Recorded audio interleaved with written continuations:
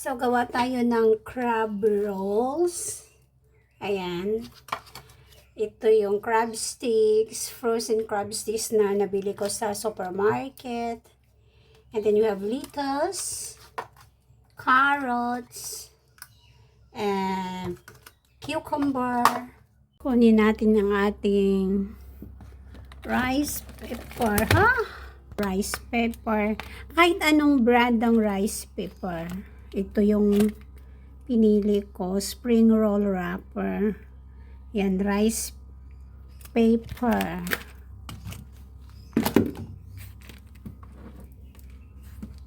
Mayonnaise. Okay, so ito ang crab sticks. So, iboboil natin to kasabay ng carrots.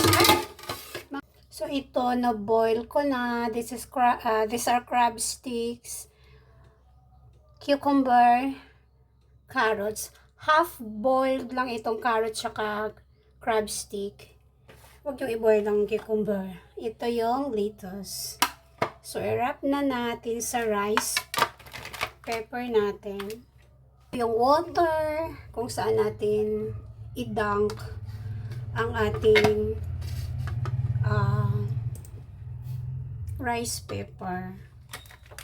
Hindi po na i-dunk ninyo guys kasi ito parang crispy. Mapupunit siya pag hindi i-dunk sa water. So, dunk in the water. And then, unahin natin ang lettuce. Tapos, isang crab stick. And then, bahala na kayo kung ilan.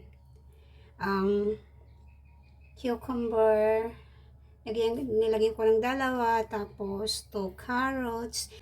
Okay, tapos i-wrap. Yan, nagdikit na eh. Oh my God. Tapos, iganito ninyo pag-wrap sa gilid. Ayan, ano na siya, kumakapit na. Tingnan na, ay, baka parang mapupunit siya. Okay, kailangan lagyan natin ng oil para hindi siya mag-super dikit. Ayan, yan yung ano niya, pag-wrap.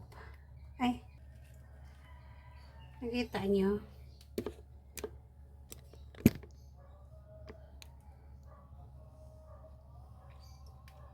And then, crab sticks. Tapos, cucumber. Isang cucumber na lang. Parang feeling ko mapupunit siya. Or dalawa na lang. Ganyan. Tapos, i-roll. Isang roll. Tapos, itong sa magkabila. Guys, yung kapatid ko, nagpa-sounds ng Visayan song. Ayan, tuloy na-capture. Ang hilig kasi niya ng mga songs na ganyan. Okay. Ayan, guys. Tapos, ano na lang natin, brush na kaagad ng oil. Kasi magdidikit-dikit itong rice pepper. Kapag hindi, try natin itong sticks na hindi na boil. Kung ano yung, kung ano yung lasa niya mamaya. Oh my God, yung kapatid ko nagpa-music ng Visayan songs. Diyos me, pasensya na. Nasa background, na-capture. What an achievement talaga pag na-roll mo ng tama tong rice pepper kasi masyado siyang sensitive. Tapos, i-steam na natin. Ito yung mga na-produce natin.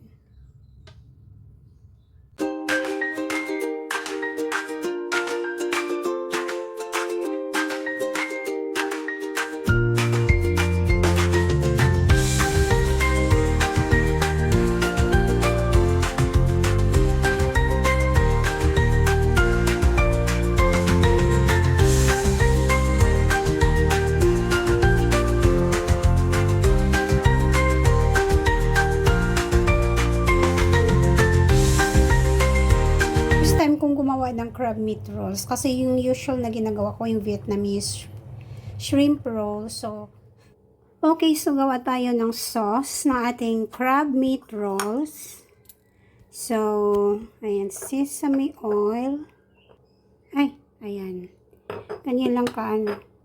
And then, mayonnaise. Actually, guys, gumamit kayo ng Japanese mayo. Mas masarap. Ito kasi, naubusan ako ng Japanese mayo. So, ito na lang gagamitin ko.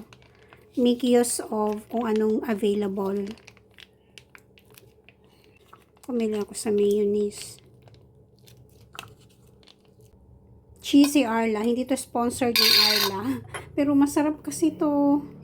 Ay, Diyos ko, day. Ang sarap. Diba? My God. Arla. Tsaka hindi na ako maglalagay ng lemon juice kasi maasim tong mustard. So, lagyan natin ng konting mustard. Oh! Try natin i-mix dito. And then, basil. And then, salt. Himalaya salt ang ginamit ko eh. Mix natin. Halang arm ko. Actually, supposed to be, ipahinga ko tong braso ko. Sabi ng doktor. Kasi tag dito, namaga, nag-inflame, pero, dahan-dahan lang naman tayo. Try natin. Okay. Okay, so luto ng ating crab meat rolls. Ayan. Ito ng ating crab meat rolls. Ang pangit. Ay, nako. Hindi pala siya dapat, dapat 5 minutes nyo lang i-steam. Kasi tingnan nyo ang rice paper na tunaw. Ang pangit. Yan. Hindi ako marunong mag-plating eh. So, ito na ang sauce natin. Oh my God.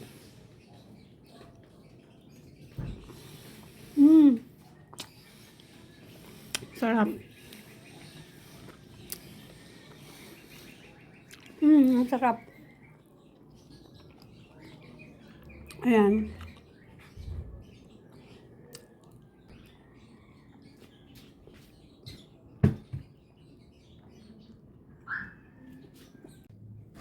Ito guys, perfect partner sa crab rolls. Dragon fruit juice.